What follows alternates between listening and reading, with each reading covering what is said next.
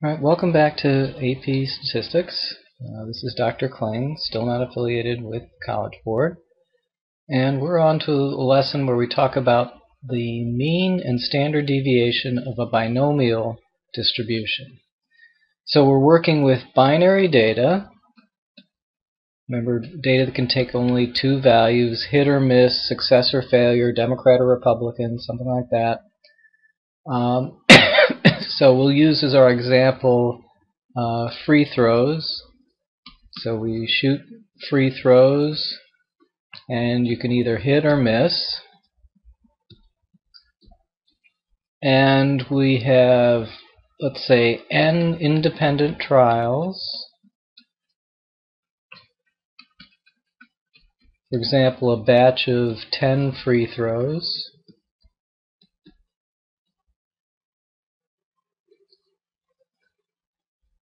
And let x equal the number of successes in those trials. So that's how many do we make.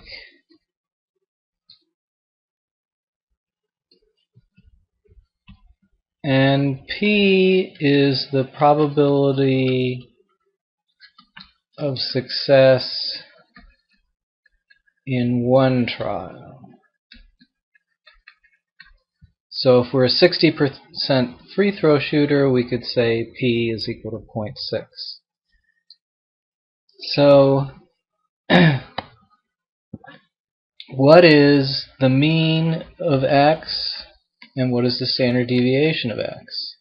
So on average, if we take 10 free throws and we're a 60% free throw shooter, how many do we think we'll make? Well, not surprisingly, mu of x is equal to np is equal to 10 times 0.6 is equal to 6. So mu of x is equal to np is the moral of that story. And sigma of x, it turns out, is equal to the square root of n times p times 1 minus p.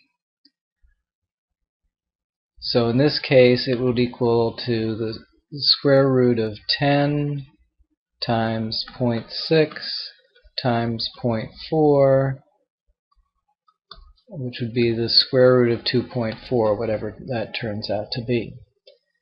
Okay, so these two equations here, mu of x is equal to np and sigma x is equal to the square root of np times 1 minus p, those two equations are pretty much everything you need to know from this lesson.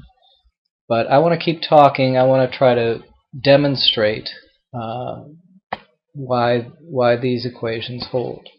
So I'm going to set up a simple table, spreadsheet type of table, where I'll have just for one trial. So for one trial, then x can either be 0 or 1. That is, we can have no successes or one success. And p of x would be 1 minus p. We would get no free throws. With the probability of p, we'd get one free throw.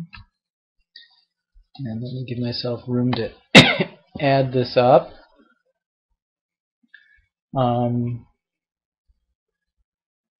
Okay, so then we have x times p of x, which is 0, and p.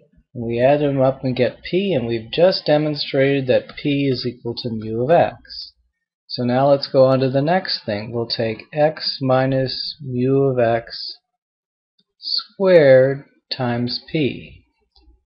Okay, mu of x is p, so we have here 0 minus p, times p of x. Okay, so here p of x is, in this situation here, we pull the 1 minus p over, 1 minus p, and x minus mu of x squared is 0, that's x, minus mu of x, which is p, So 0 minus p squared times 1 minus p. And here x is 1. And so we take 1 minus p squared, we multiply by p of x, and that's p. So there's lots of p's going around here. If we were to add this up, we get p times 1 minus p. I'm factoring things out. I'm going to factor out a p from here. Note that this expression, 0 minus p squared, is just p squared. So we have, so I'm going to factor out a p times 1 minus p,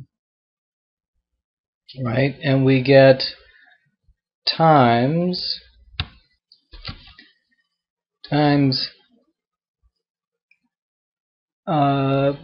p plus 1 minus p. And so these p's will cancel. And when you add this all up in the end, what you get is p times 1 minus p. And that's equal to our variance, or sigma squared. So sigma will be the square root of that, equals the square root of p times 1 minus p. 1 minus p. Let's write that a little better. Okay. So that's for one trial. Now suppose we do 2 trials. Well, we can just sort of add them up and take the average, or let's say we have n trials, we can just multiply by n. So if we have n trials like this, then the mu is going to be n times p, which is what we said it was. And then the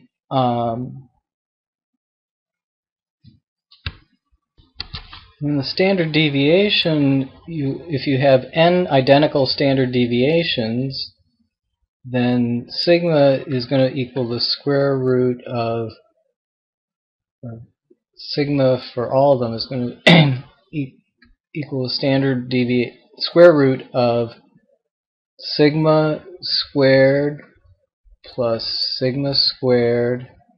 Remember, they're independent, so there's nothing to worry about covariances, plus sigma squared all n times, or the square root of n sigma squared, or in this case the square root of n sigma is equal to the square root of n p 1 minus p. So that's a very brief proof. Again, you don't need to know the proof. All you need to know are these 2 equations. This is the mean of a binomial variable. That's how many, on average, how many free throws you'll get is 6. And this is the standard deviation. Again, this is in a batch of 10 free throws. On average, you'll get 6, and with a standard deviation of the square root of 2.4. And that's it.